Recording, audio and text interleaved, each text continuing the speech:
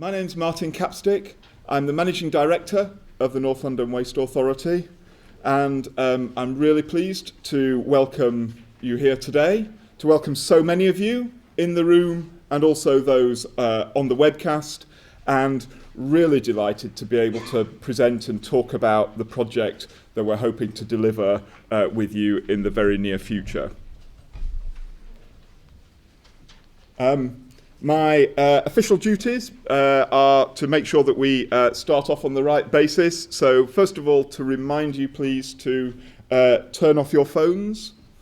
On fire safety, to say that it's been confirmed to us that there will be no fire alarm tests. The fire exit is out of the door at the back and exit on the right. The toilets are the same way, but the door before the fire exit. So there's something about the organisation's sense of priorities there. Hopefully you've had a chance to have some refreshments. When we come to the end of the session, hopefully there'll be a chance to have a conversation with us or with others, and again there'll be a chance to go into the refreshment room to catch up there. Finally, by way of initial bits of information, I'll mention now that we've left feedback forms because we want both these events and the project to be something which is a great event and a great plan for both us and the people we're working with. So anything that you can give us which helps us know where we've hit the right note and where we kind of need to be clearer will be extremely useful. And if you don't fill it in paper, we will email it to you so you have a chance to let us know. So I'll just take a couple of minutes to introduce you briefly to the North London Waste Authority, an organisation that many people haven't heard of, and yet the best organisation that people haven't heard of. We serve 2 million residents in North London. We represent 7 boroughs, the boroughs of Barnet, Camden, Enfield, Islington, Hackney, Haringey and Waltham Forest. We are funded, we are a local authority, so we are funded by council taxpayers, and in delivering this as a public sector project, we're very clear that it's something which is really important for our community. So we hope that as a client, both the fact that we have public funding and the fact that this is a community project kind of means that there's a very clear commitment to delivery and to producing something excellent.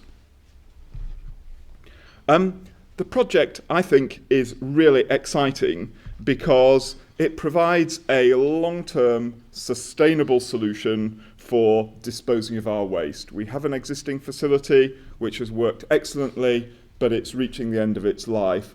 And this project that we're delivering will have many positives. It will contribute to tackling the climate emergency because it will be the most efficient, cleanest facility and provides the best way of dealing with the waste that can't be recycled. It enables us as an authority and the community to get the maximum value from the waste. Rather than just tipping it away, it converts it into energy or converts it into heat and power, basically enough to power the homes in any one of our 7 boroughs. Effectively, that's the volume of electricity that we're generating. And it provides a great opportunity to do social good, both in the construction and in the operation of the facility, providing employment and, related to the employment, supporting services in the area. So for all those reasons, we think this is a really great, really exciting project. And we hope to share that with you today. And in addition to it being a good project, I also think I'm very proud of the team who are working on it. We've assembled a team specifically to ensure that we deliver the project efficiently and we work well with our contractors. And I'm going to hand over shortly to David Cullen, our Programme Director. Hopefully the agenda that you see in front of you is an unsurprising one. We want to give an overview of the specific project. We'll have Richard Bean talking about the specific scope of the works, Robert Sedgman talking about our procurement approach. We are very fortunate that we are the shareholder of the company which operates the existing facility and is the intending operator of the new facility, London Energy. So we know that the construction into operation is all within the family, and we're delighted that Jim Kendall, the operations director of London Energy, is here to give the operator's perspective. And kind of, as I said, we want this to be a project which adds social value, and Esther Howe will talk about the areas where we're looking for action there. There will be an opportunity for questions. We'll try and save those at the end and collect those and deal with those together. And for those people on the webcast, if you could submit your comments via the comments box, and again, we'll pick those up. So I think that's my introduction covered. I'll hand over to David. Hopefully, I'll have the chance to talk to many of you at the end. Thank you very much.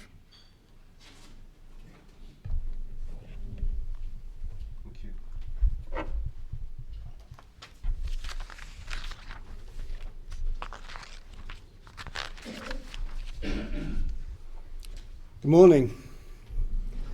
I'm going to give a little bit of background, as Martin says, to the programme as a whole, the project as a whole, a little bit of history of how we got to where we are and what the total project looks like. But we start all our team meetings with a safety moment, and this is no exception.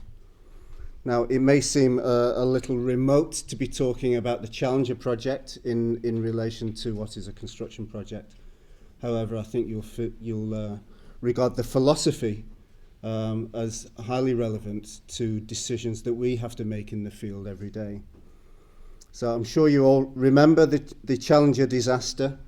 The space shuttle was a highly successful program until the Challenger broke up 73 seconds into its flight, and 7 people lost their lives, and many more people were bereaved.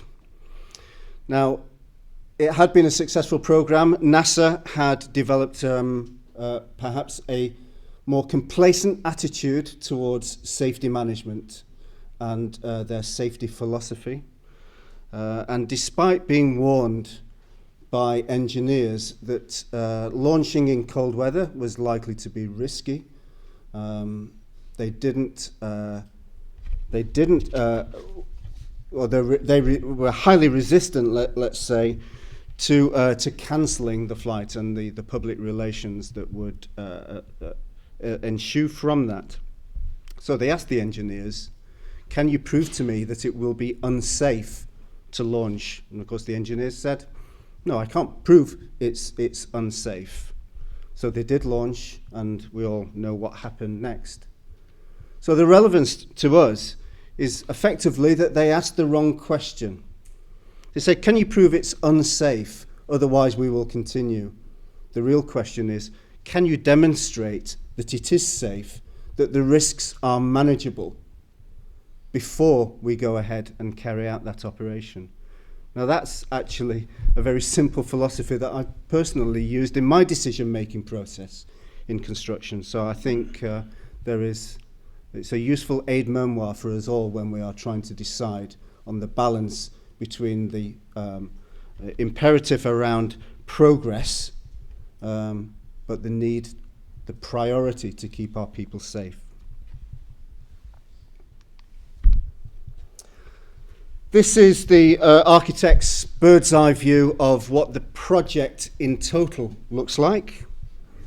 The 3 key elements of the project are the energy recovery facility, which is what we're here to talk about today.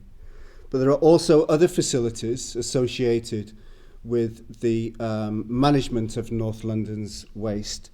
To the south of the site, you can see that there is a resource recovery facility. And this is a large facility for managing bulky waste, preparing fuel for the energy recovery facility, but primarily for maximising the recycling that we take in through primarily the bulky waste. Alongside that, for the first time, Edmonton EcoPark will have a public facility for recycling. And just adjacent to that, EcoPark House is an office type structure, pavilion, which is being built as part of the EcoPark South contract. And that's going to provide a home to Edmonton Sea Cadets and also education and training facilities to do with waste management and the environment generally. Down in the bottom right-hand corner, there is work which is ongoing at the moment, and that's building a laydown area, fabrication yard, welfare facilities, which is primarily intended to service the energy recovery facility contract. The flat rectangle in the middle is where the current energy from waste facility sits. And part of the total scope of the project is ultimately to decommission and demolish that facility. Now you can tell that that is a pretty congested site. There is a very rigorous and strict critical path through the project. We have to do a lot of work in the south of the site regarding site preparation, diversion of utilities, a major undertaking to divert one of Thames Water's main sewers, before we can build the facilities in the south of the site, get those operational, which releases the footprint to the north of the site so we can build the energy recovery facility.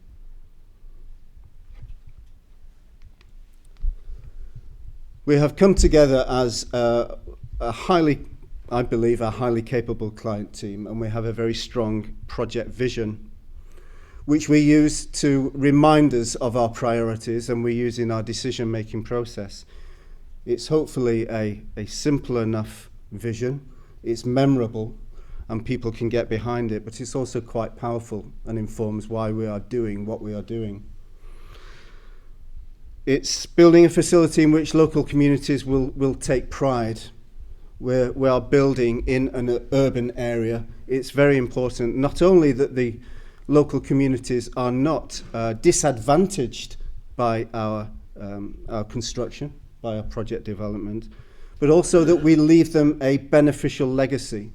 It is quite a deprived area, and we think that the project can do a lot of good for the surrounding area, and we'll be touching that specifically later on in our presentation.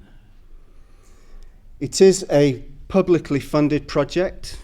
It will ultimately be paid for by the council taxpayers of North London, and it's extremely important, and we bear this responsibility very strongly, that we demonstrate value to those taxpayers in what we're doing, and there is a word there which we set a lot of store by, and that's demonstration. And why would we not be a model for public sector project delivery? We have been entrusted by the boroughs and by the elected members of the authority to deliver this project in the most efficient and effective way possible, and that gives us a great opportunity to do things right. Associated with doing things right, these are a few of the bullets which indicate what's important to us about that project journey that we're about to undertake. We expect all our partners to support us in delivering our vision, as I've just outlined. Health, safety and well-being excellence is our number one priority, and we're looking for our partners to get behind that particular objective. Martin has also referred to the fact that this project is a major part of addressing the environmental imperatives that we face nowadays, the climate emergency, the move towards net zero carbon. We see our project as a step on that journey that society has to take. And we're also investing very heavily in the reduction of harmful emissions, and our plant will be the best performing plant in the UK in that context, and one of the best in Europe. The EcoPark is an operating facility, and we cannot disrupt operations during the project delivery. It is quite a tight site, as that aerial shot showed, and so it's going to be quite a challenge and an undertaking to deliver construction effectively alongside existing waste management operations. We are looking to create the right commercial environment for this project. We are not bound by the diktats of private investors or banks. We are free to do the right thing, and we are very interested in exploring with you what you see as the right commercial environment in order to deliver this project and meet these objectives.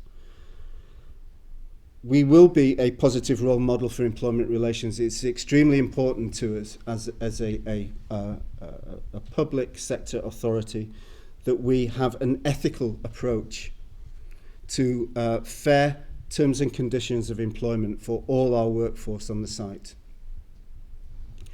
We want to be welcomed by the community. I've already touched on that in relation to the vision, and we take significant steps to keep in touch with the community, inform them about what we're doing, and reassure them that they are not going to be adversely affected by the project.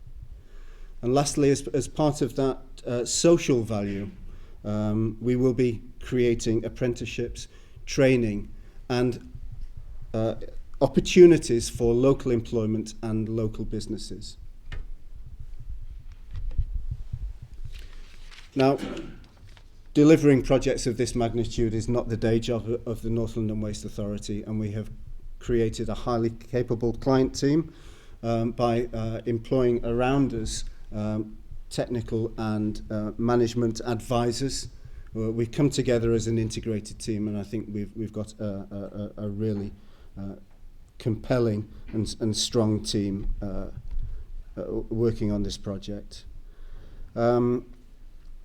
We are very strict with ourselves about our reporting lines and governance.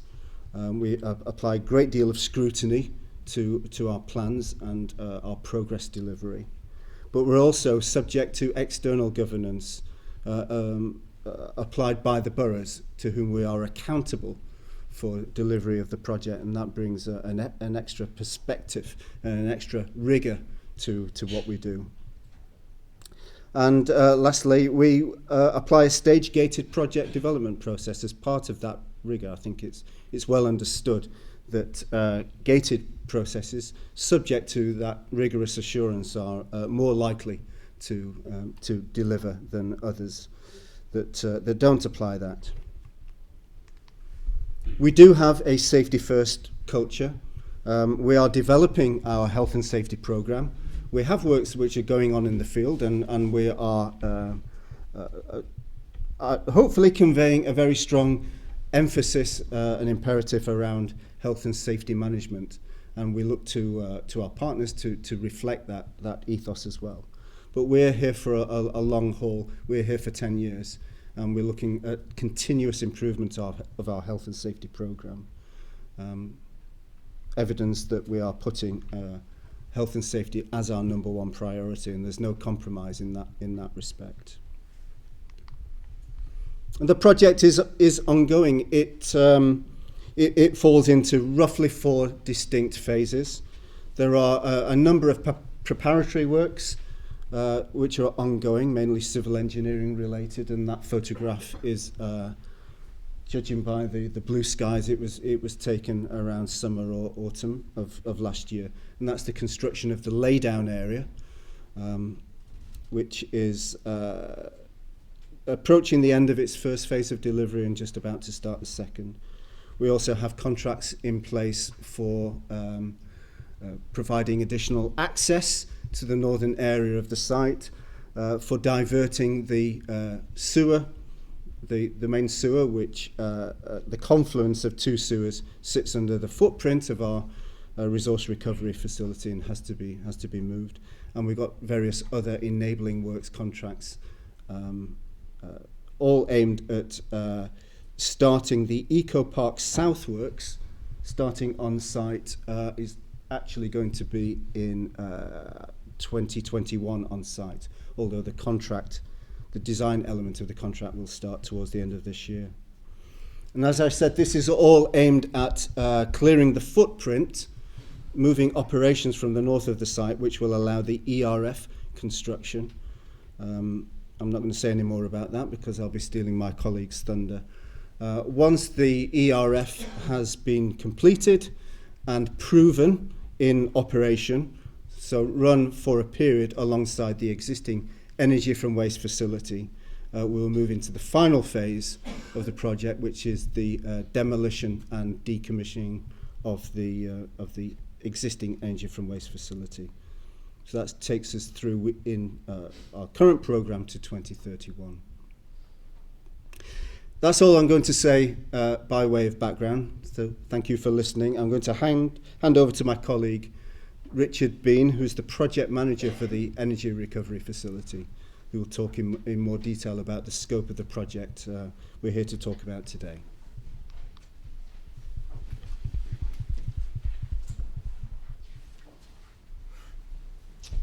Thank you, David. Yeah, I take some encouragement from the number of people we've got here today in the room. It's a testament to where the project's actually got to and the representations from other companies who are keen to become involved in this project.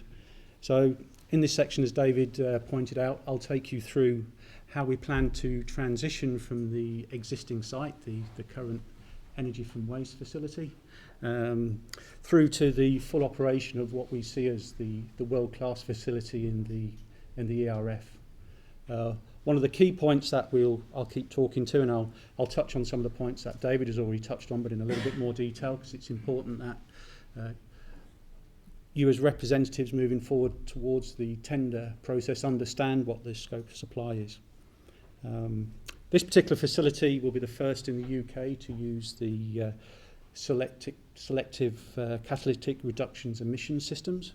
That will be combined with a wet/dry fuel gas cleaning system, and as David's pointed out, it will represent the cleanest facility in the UK and in some parts of Europe.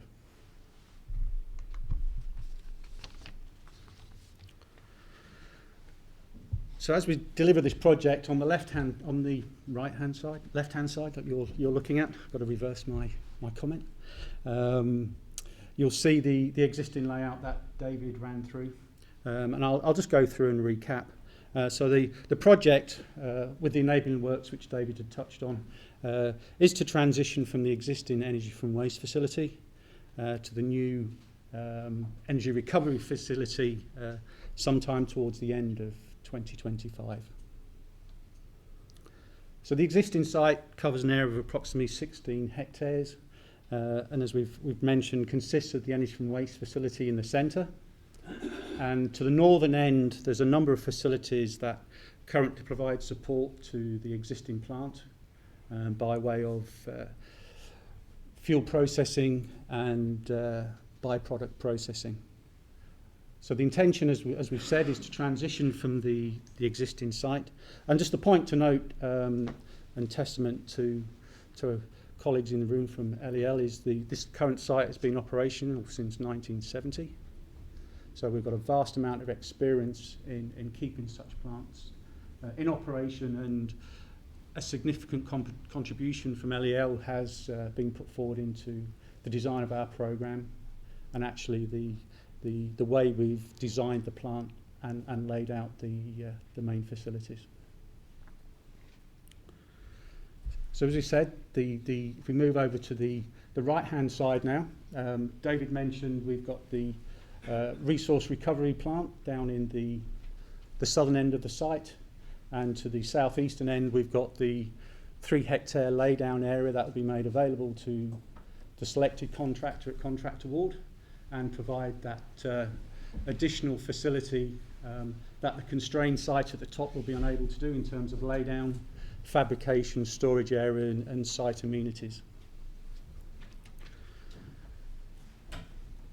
As you can see, it's an extremely constrained site, and the ERF will continue its operation whilst the construction process moves forward. And post-commissioning, and as the ERF moves into full operation, the latter part of our project will commence, which will be decommissioning and the demolition of the existing energy from waste plant.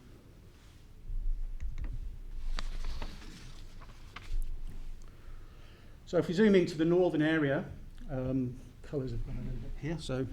So if we look at the green hatched area, that is the battery limit of the ERF construction site.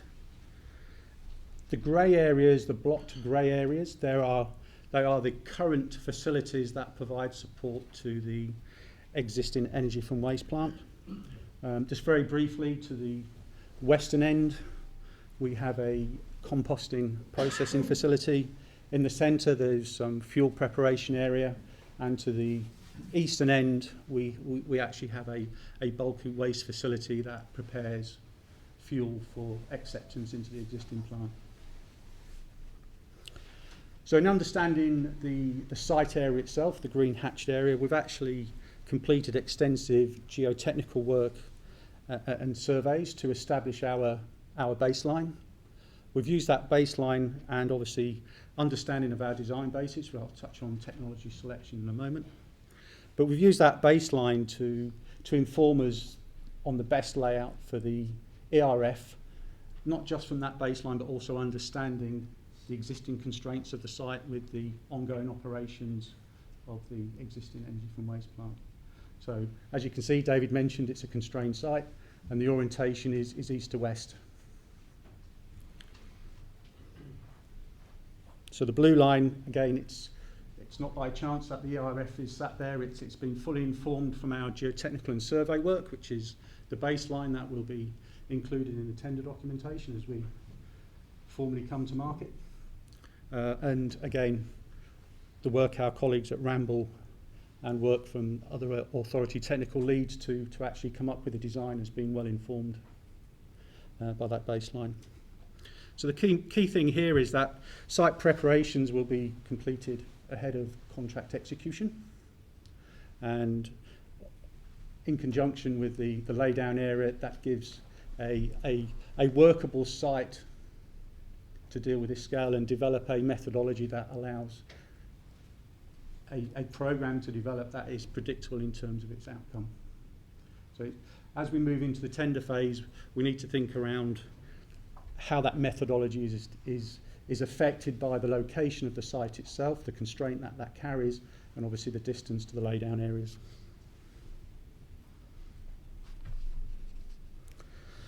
So we're not just clearing the site in terms of access directly for the contractors at contract execution. We will be doing more as part of our preparatory works. We would have discharged environmental agency and DCA consent conditions, and as I say, the full site will be levelled to a workable level that will be represented in our baseline at tender.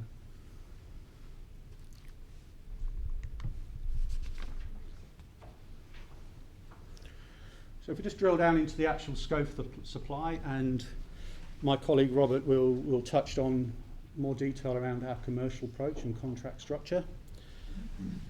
So the key message here is that this is a turnkey package of work and will be based heavily on the performance criteria that our specification will carry. So the appointed contractor will deliver the turnkey package for the ERF, and this will include all buildings, infrastructure and works, all the way through the phases of the project, through design, engineering, procurement, construction, commissioning, trials, and importantly the operative training and handover to our colleagues at LEL for operation.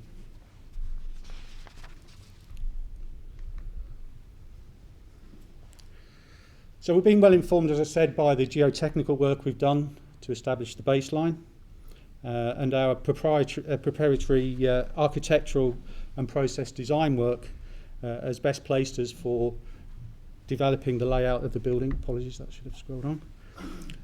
Layout of the building. So if I talk around the key features, and these key features are captured very much and defined in our DCO. That DCO has obviously helped to inform our layout and our architectural constraints. And as part of that development work, we've obviously developed the key features and appearances and dimensions of the buildings, which we see as fixed parameters moving forward into the tender process. So if I very briefly walk through the design of the building from east to west.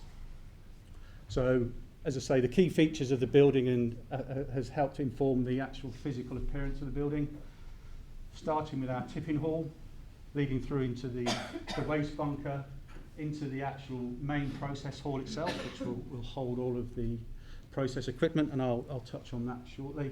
And then external to the building will be the ACCs and obviously the stack and gas flue cleaning systems.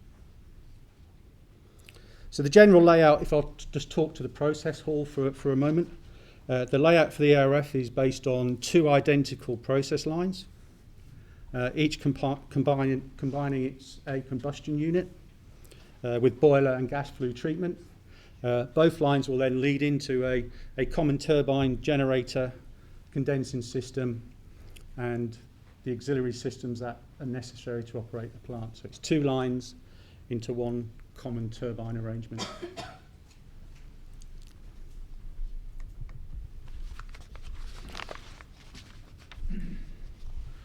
So not only have our DCO, the site conditions, help inform the design, but also the basis of which we've selected our technology and how we've actually moved forward into, I apologise, how we've selected the technology. So the key driver for how we've selected this technology is to ensure that what we actually deliver is a robust solution of proven technology and has the ability to offer the availability that we need to deal with the waste from the 7 boroughs in a consistent manner. So as I say, I'll reiterate, it's around reliability, proven solutions that are able to offer high availability through its operation. The capacity itself from the 7 London boroughs is looking to deal with 7,000 kilotons per annum. And that's obviously the collected waste from the 7 boroughs with a small proportion of further waste coming from the RRF, which we mentioned earlier down in the southern end of the site. So the waste will be predominantly municipal waste with small elements of small percentages of commercial waste. David touched on it earlier, and I think Martin also touched on it, that the plant is not only around the dealing with the waste itself, but will be a generation plant, and we're looking to generate, or the capacity we're seeking to generate at this stage is around 78 megawatts, and with the potential to export to the Lee Valley heating network as and when that actually comes online. So it will be a combined plant, or the potential to be a combined plant. We've spoken briefly around the selective catalytic reduction, which is the highest form of equipment that will deliver actually emissions that are lower than legislation. And we've spoken around some of the social values. So it's not just around least cost, it's best solution. We're looking to strive the balance between the capex and the opex and the actual solution itself from a social perspective.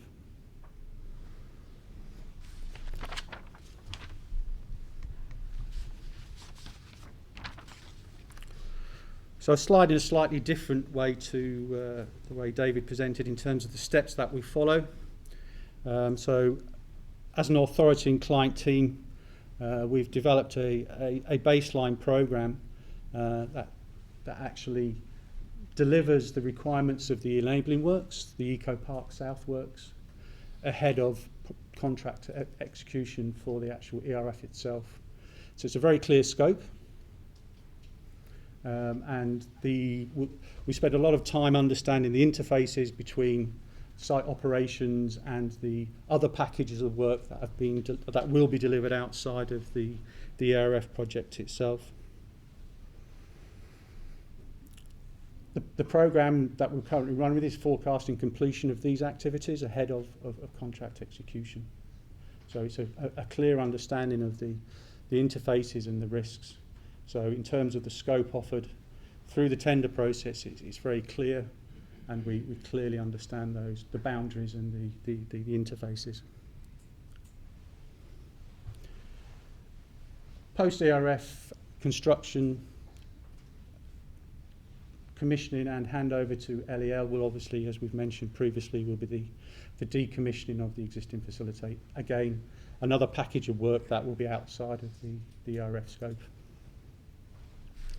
And to conclude, once the ERF, or the existing EFW has been decommissioned and demolished, the laydown area to the southern corner will be reinstated back to a landscaped area. So just to recap and start to conclude, we're standing here today with a project that's ready to go. We've got a very strong client team who have already delivered significant milestones in the journey to arrive at ERF procurement, namely the DCO, the granting of environmental permitting, and let's not ignore the efforts that are going in to deliver the early stage works and the enabling works. So ERF isn't the start of our journey, we're actually on that journey already. And the client team we've put together coming on board, I'm relatively new to the project.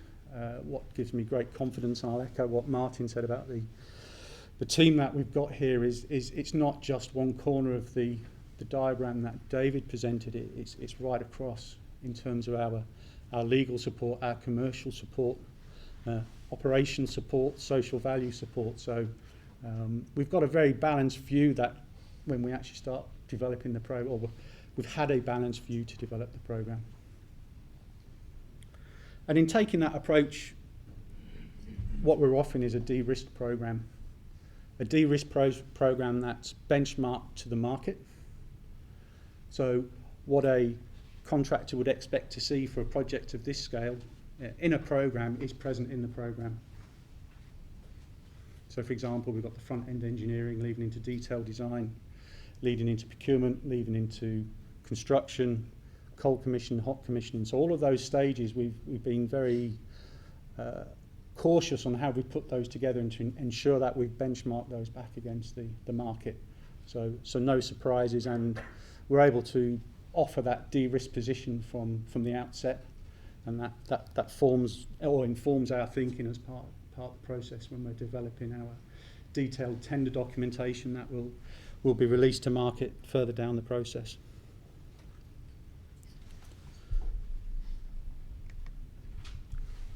So as I start to wrap things up and hand over to Robert, I'd just like to take the opportunity to thank you for taking the time to attend today. Very much look forward to networking with you guys post Q&A and building relationships. Thank you.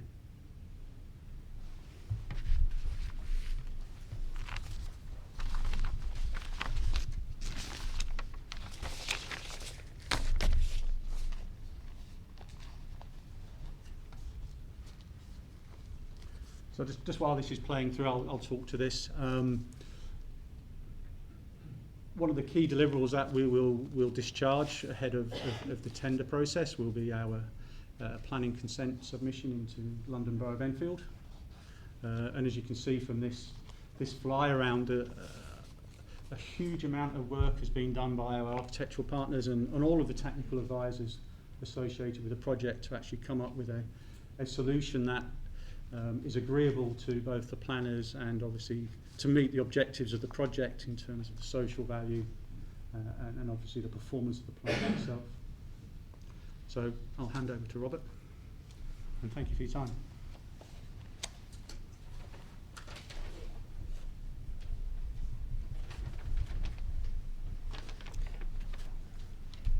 Thank you, Richard. Is this got one through? So good morning. I'm Robert Sedgman. I'm the commercial lead for North London Heat and Power Project. And I just want to talk to you briefly this morning about the authority's approach to procurement and commercial negotiation on this project. We're not like many of the other developers in this market. We are, as has been said previously, responsible to the 7 London boroughs who make up the authority, and we are looking to achieve the best value for their council taxpayers. We are not constrained by the usual project finance requirements from the banks to protect their interests or from shareholders looking to maximise their returns. Also, we do not have any waste supply risk. In summary, this is a fully baked opportunity where many of the usual restraints and risks have already been addressed. This means that the authority sets a very different agenda for this market. From the perspective of contractors, we are looking for true collaboration to achieve the best value, which means we will actively listen to the concerns and needs of the contractor to make this a successful project.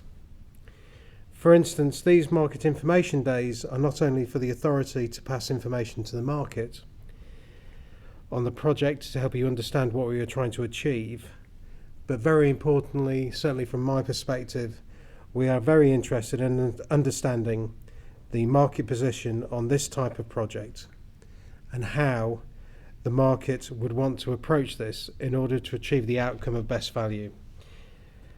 I and my fellow team members are very happy to talk to you after this meeting during the networking session, and I would encourage all of you and those people looking on the webcast to complete the feedback forms in order that we may understand the wishes of the market. I believe that this initial approach demonstrates that we are taking an intelligent approach to engaging with suppliers, and we are genuinely looking to be innovative to achieve the best outcome. Before we talk about the work that we've already done on the approach to procurement, I'd like to take a very small moment to talk about risk. We all know that this market has been affected by the inappropriate allocation of risk on projects, and I think we all know examples of where this has happened and the number of difficulties it has caused contractors, developers, over the years. The authority's approach to this is very simple. Risk should be borne by the party who is in the best position to manage it. Therefore, we will enter into discussions with contractors on that basis. So we're not looking to shovel risk on people, but we're looking to intelligently manage it so we get the best outcome and most transparent pricing on the project. Now I'd just like to turn to the thoughts that we've already had on the procurement and the contract form.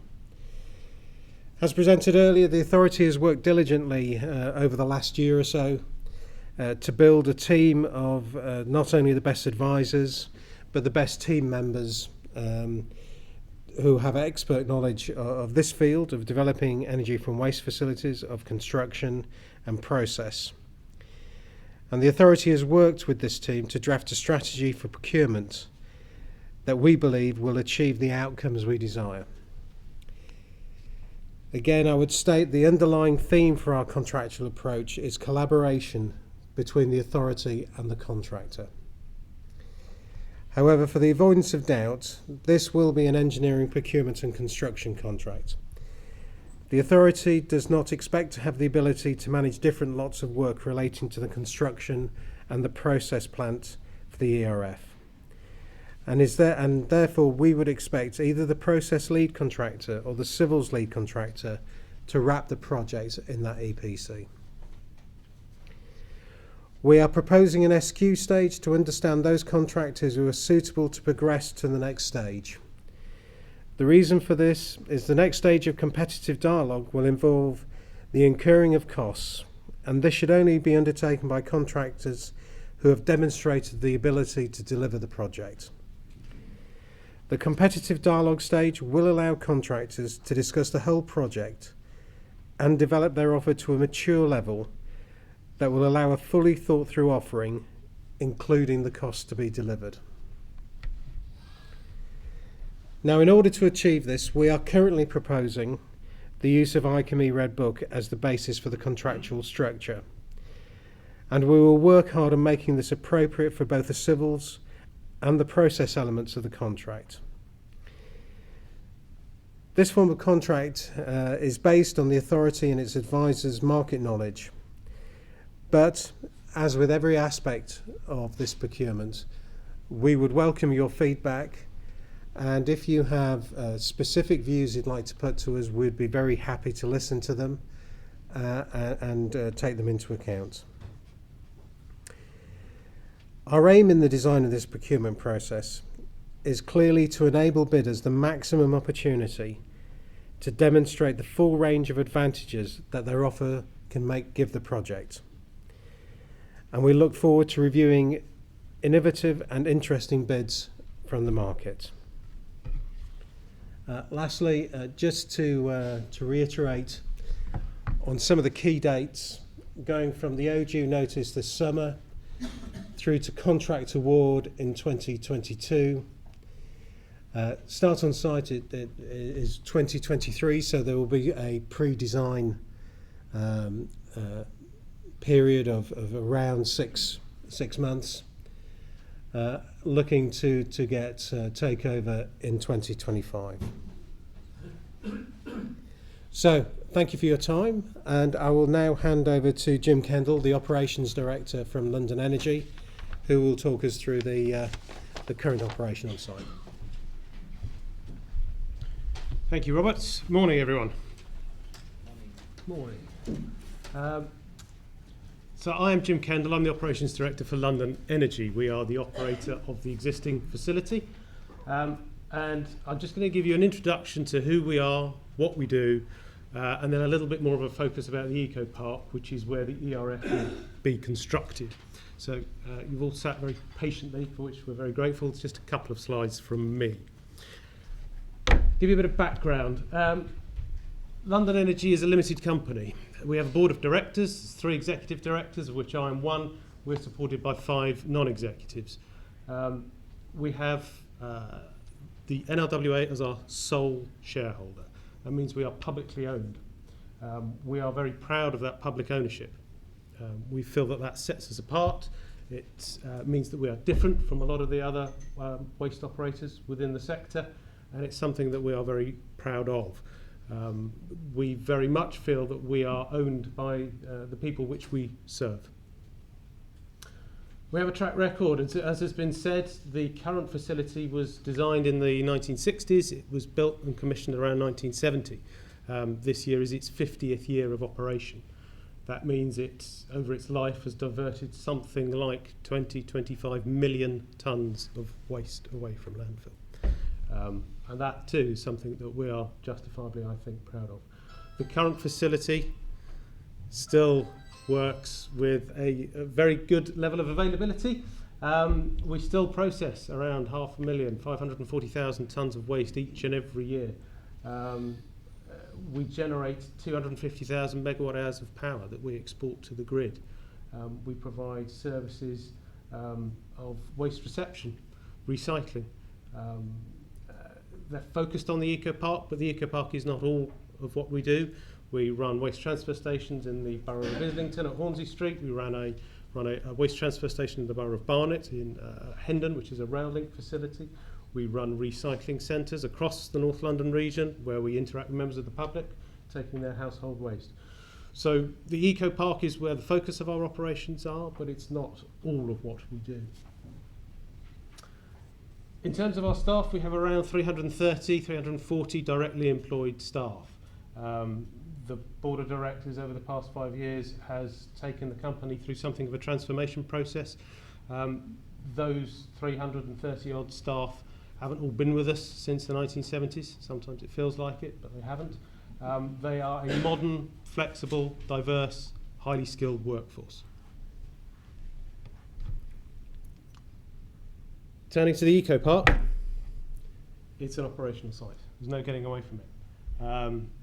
It operates 24/7, 365 days of the year. We can't turn the fuel supply off. It just keeps coming. We have a single shared entrance. One of the great things about this redevelopment of the EcoPark is it will provide us with 2 further access and egress points onto the EcoPark. There'll be an access point into the RRC, the recycling centre facility, that will take public vehicles, small vehicles, away from operational vehicles. There'll be a northern entrance.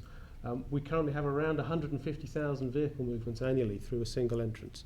That provides some challenges. We are, as a business, we are driven by our core values. They are be safe, have trust, and own it. Paramount amongst those is be safe. It is the key thing that drives everything that we do. And it will be something that we will spend a lot of time focusing our attention on as we work with you to deliver what we need to deliver under the NLHPP. We have guaranteed service levels that we need to provide to our shareholder. Things like turnaround times. We can't just say, sorry, not available today. We have to deliver those services. The boroughs rely upon us. And we have a team of experienced operations, maintenance and support staff. So it's not just about operating the new ERF facility. We have a good team of mechanical, electrical, maintenance staff. We have a whole range of support staff who are very keen to work collaboratively with all of you to deliver a successful project that will stand for perhaps another 50 years. So that is it from me. I look forward to talking to you all, catching up with you all afterwards. If you have any questions about current operation and what our views are, I'd be delighted to talk to you. But for now, I am going to hand over to Esther, who's going to talk a little bit about social value. Thank you.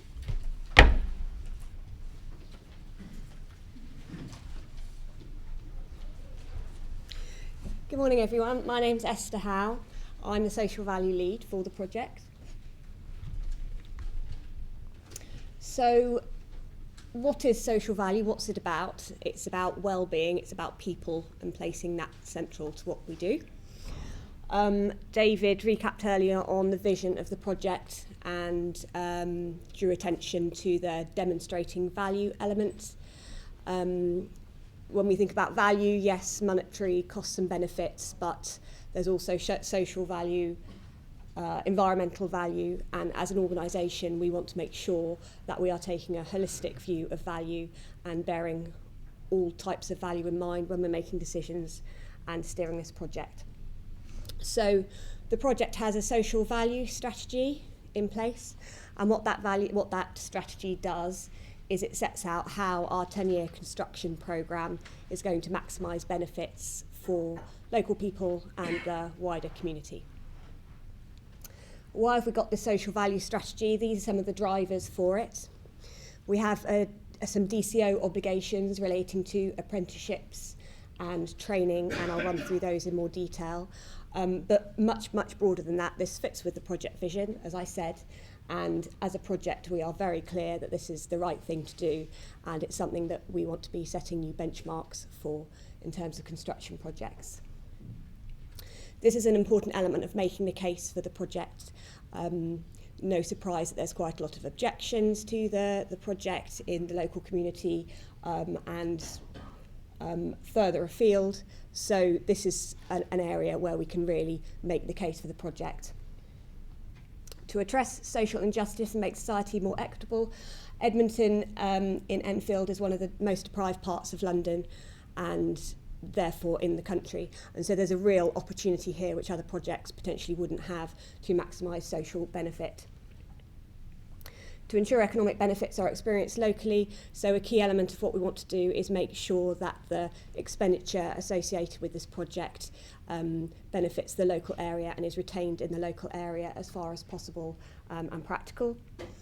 To minimise reputational risks, so thinking through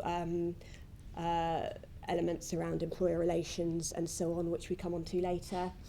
And also to ensure the skills and workforce required to deliver the project are in place. So as a long-term project, it's not unfeasible that the people we're drawing into our skills and trainings programmes now could end up working on the site, and will all be aware of certain deficits in the construction sector, underrepresented groups. So as a long-term project, we've got the opportunity to think about some of those challenges and to address them. The social value strategy has the following aims: attract new talent into the construction industry and upskill the current workforce, stimulate interest in STEM subjects in the construction waste infrastructure related careers via an education programme. As a client, we are keen to take an ethical approach and ensure fair and equitable terms and conditions of employment for all workers, and to create opportunities for local and disadvantaged people. So these aims, which as a project we've arrived at, are reflected in these 8 activities. And I'll run through each of these now. And this is really about how we're going to put in place and implement the aims and the vision which I've just covered. So first of all, apprenticeships. There is a DCO requirement that we deliver apprenticeships and training places. To count in terms of this DCO requirement, those apprentices need to live in the local boroughs of Enfield, Haringey or Waltham Forest. The apprenticeships need to be at least 12 consecutive months and result in a nationally recognised qualification. And given the length of this contract, that should be feasible. The contract will provide provision of approximately 75 apprentices. As it says, the target is to be confirmed, so we're currently thinking this through at the moment, and we'll confirm that in due course. But the authority and the contractor, the plan is that we work together to deliver these apprentices.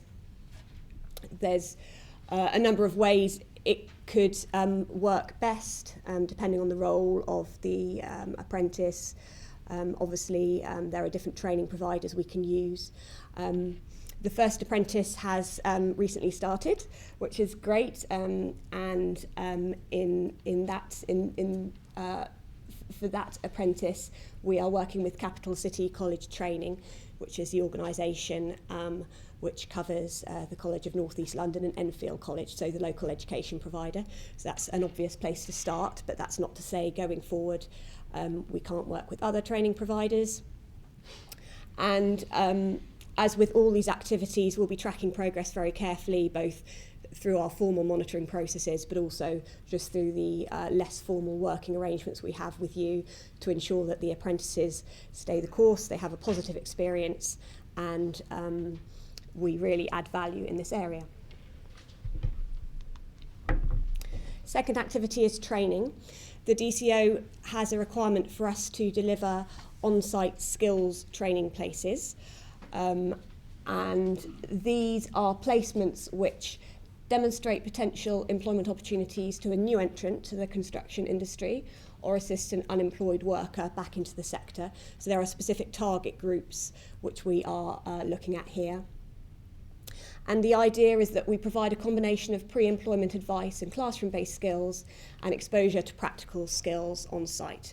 So again, this is really about a partnership between a local training provider to be confirmed and the contractors providing that on-site exposure on our construction site so that these groups get a useful experience, quite a short placement, a matter of weeks, rather than the longer term endeavour that is an apprenticeship, but adding value.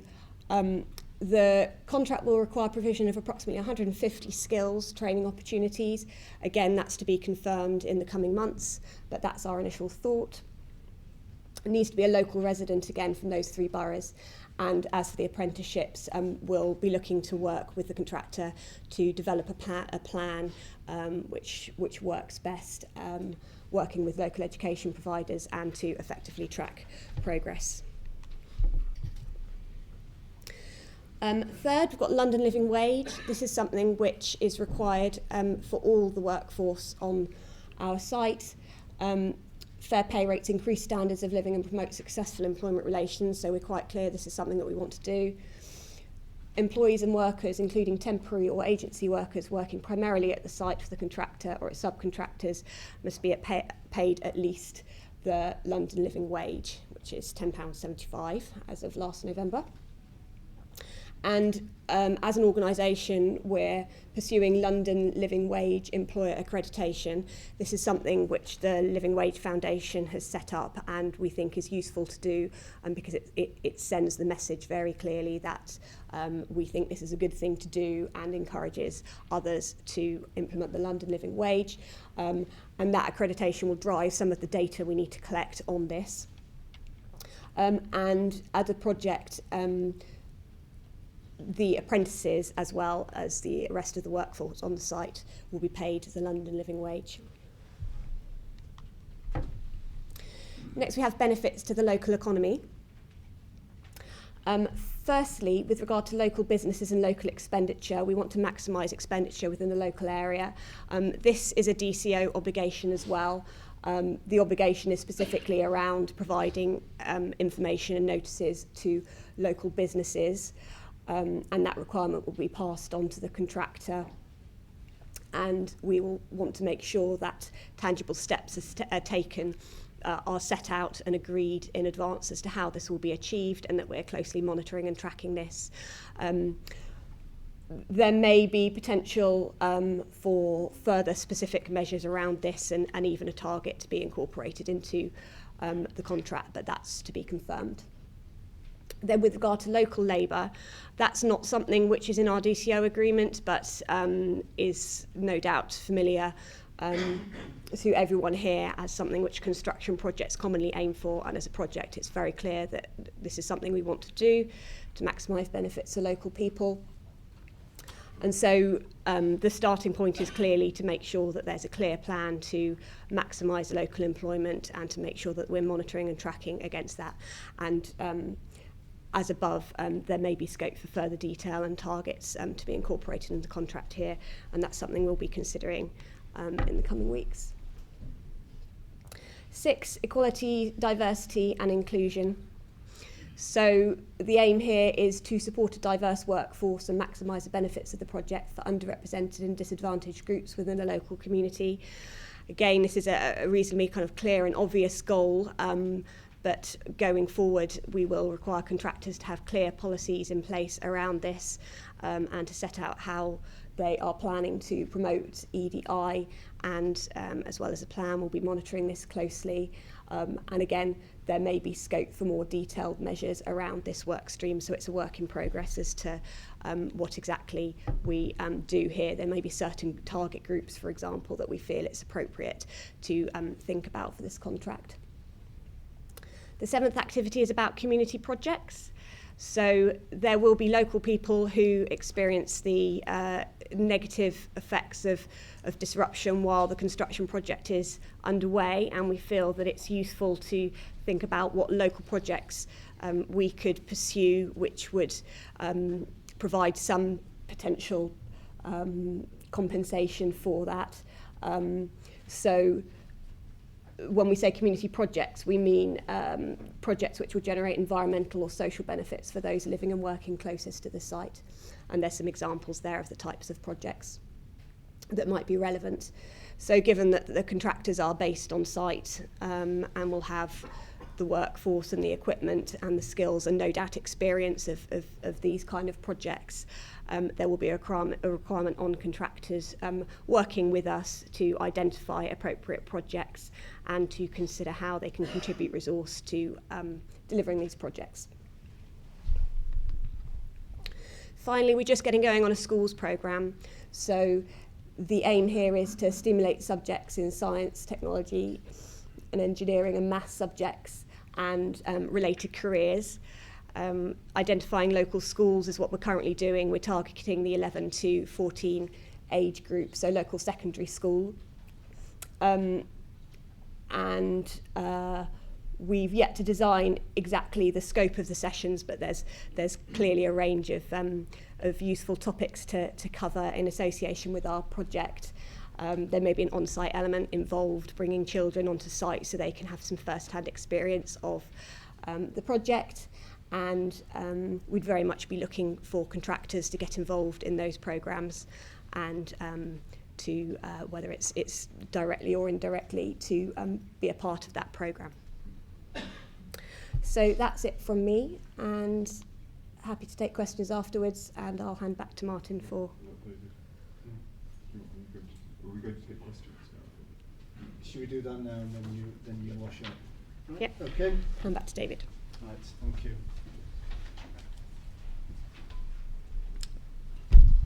Hopefully you found that useful, informative. I hope it's whetted appetite for involvement in what we consider to be a really exciting project. Now happy to take questions.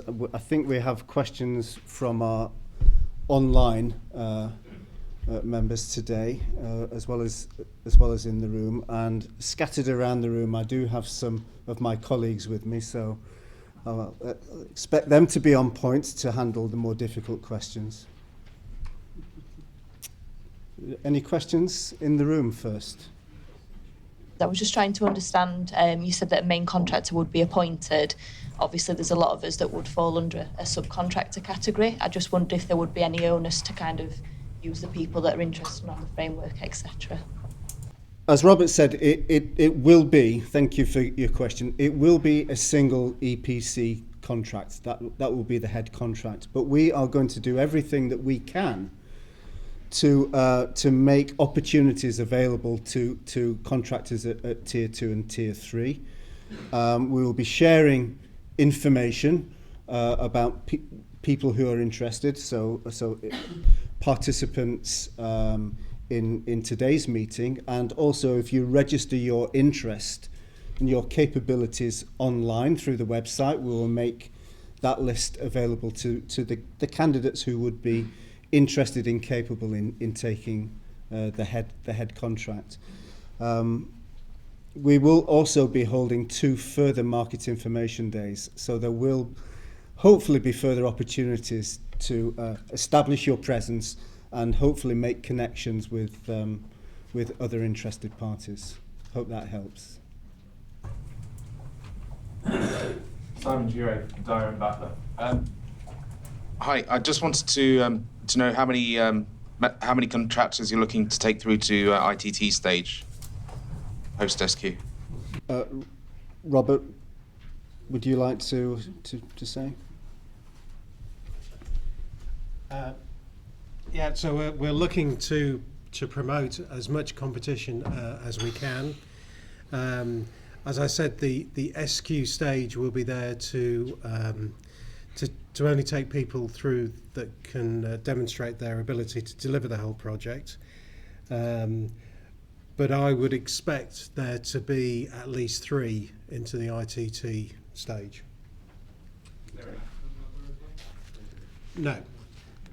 No, but I mean we are constrained by the timetable, but we don't see any need for restricting the number of people who can demonstrate their ability to go through to the next stage. Hi, good afternoon. You put up a lump sum form of contract. I just wondered how much engineering you've done to date and what would technically be provided in the tender package. Thank you. Right. Where's Andrew? Andrew, could you? So the technical element will be set out in specifications, and those will describe all the elements that comprise the works, civils and process. So it will be everything from the groundworks all the way through the plant, including finishing, landscaping, architecture. So that will describe the performance that we want out of it and the standards that have to be achieved, and it will reflect what's set out in the DCO. So you'll have to respond to the information that's provided and give your detailed approach to the design, the engineering, manufacturing, construction, and then the putting to work of the facility through testing and commissioning and handing over to the operator. Does that answer your questions? Sorry, I didn't see who asked the question. This gentleman at the back. Okay. I think it's fair to say that there's a reasonable amount of work that's been done on the spatial arrangements and the architectural treatment, and also a lot of ground investigation, and soil sampling is being carried out. So there should be a good baseline on which to establish the detailed design of a facility that within those constraints that we are under as resulting from the DCO. Okay, thanks, Andrew. Do we have a question online, perhaps? I'll stand up. Ooh. Good morning, everyone.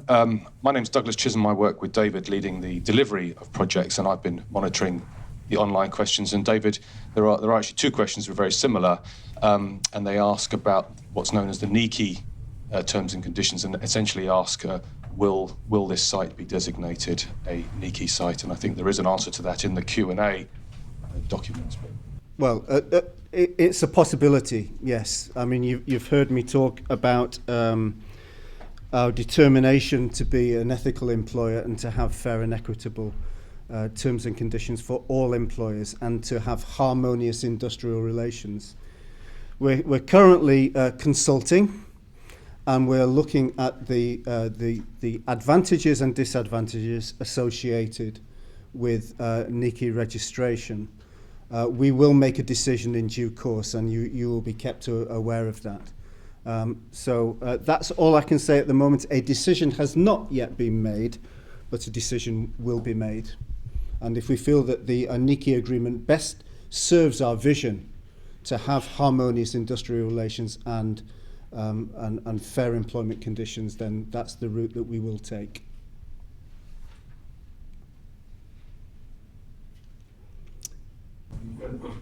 I've got some more if no one else has. I've got a couple more. Excuse me, I was going to read it off the screen here.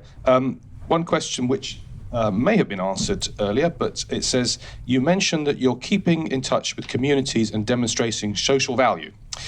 Can you give some examples?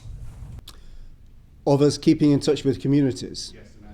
Well, we have regular meetings with a community liaison group that where we get together with local resident or community groups that represent parts of the community. So we have some accountability to them. We do get out on the road, and we hold road shows where we take up residents in shopping centres, for example, where local residents have an opportunity to come to speak to us directly and understand more about the project and what it means to them. Ursula, have I missed anything? No, shaking her head. Well, it's fair to say, of course, that we also have other vehicles for communication through our website. It's really, I think, quite a comprehensive and accessible website, provided people know its existence. It provides people with a lot of information. We issue newsletters to the community. We highlight in those newsletters if we feel that there is a potential impact on their lives from an operation that we're carrying out on site. When we speak to the community and to community groups, and we're often invited to by particular parts of the community to go along and speak in ward council meetings and other residents associations. We take that opportunity. They tell us the two things they're most worried about.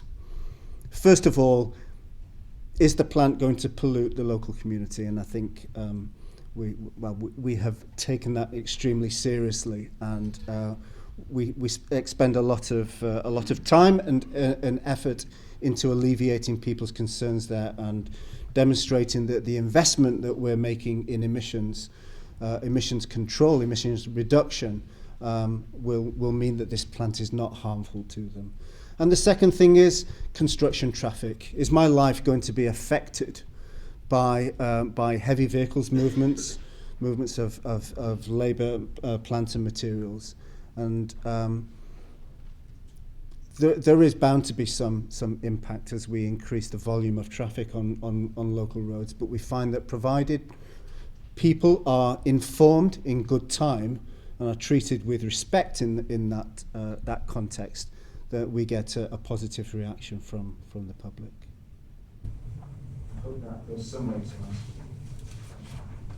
Thank you, David.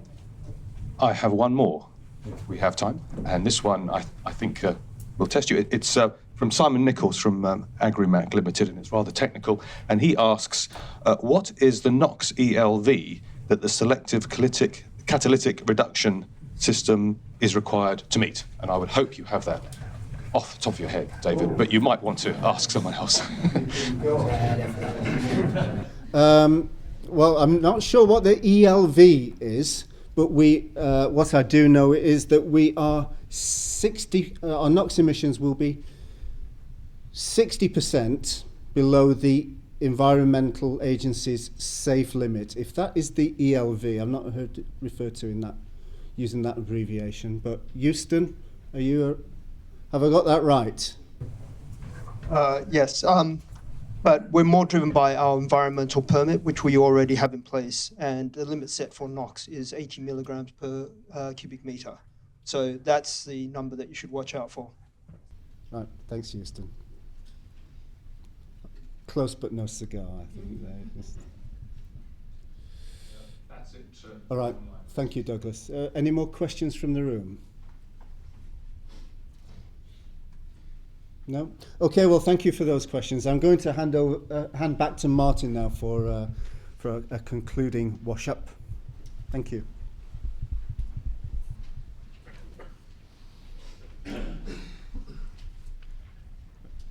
Okay, so just a couple more minutes of your attention, please.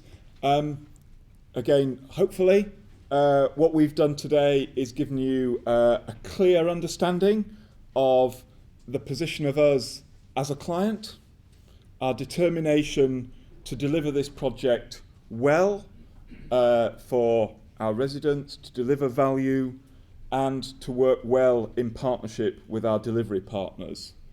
Hopefully, we've given you a strong sense of the priorities that we're giving to the safety, the environmental, the social, and the employment benefits that this project will bring, that we're really keen to capture. Hopefully, we've given you a good understanding of the level of work which has gone into preparing for this procurement, and that will mean that when we put out documents, you can have confidence in them, and you know that we'll be open to questioning and dialogue as part of the procurement process. And hopefully, you'll see that this is an exciting project to be part of, and something which will produce a real benefit to the community and to the country and to the climate. I say, sometimes kind of when you get to the end and you tell people what you hope they've heard, you've got to look at blank faces who go, I don't think I've been in the same session as you. But indeed, people do seem to be nodding. If we haven't created that impression, we'll be really keen to talk to you afterwards, because if we haven't created that impression, what we need to know is what we have to do to make ourselves that really attractive client, to make this project one that we think is really positive to be involved in.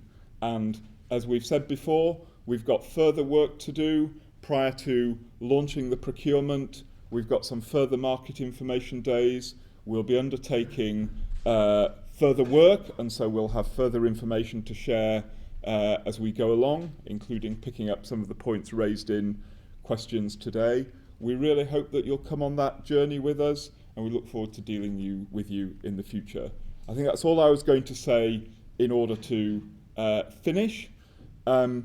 We will be putting the slides on our website and emailing them out, and we've also been recording this for the webcast, and the webcast video will go online in the next day or so. So if there's anything, you don't need to think of it right now. You can have a reflection, and as I say, we'll be very keen to carry on that dialogue, because we know that the best results come out when the client is clear what they want, the partner is clear what they want, and you can have a constructive dialogue rather than trying to second guess each other's preferences.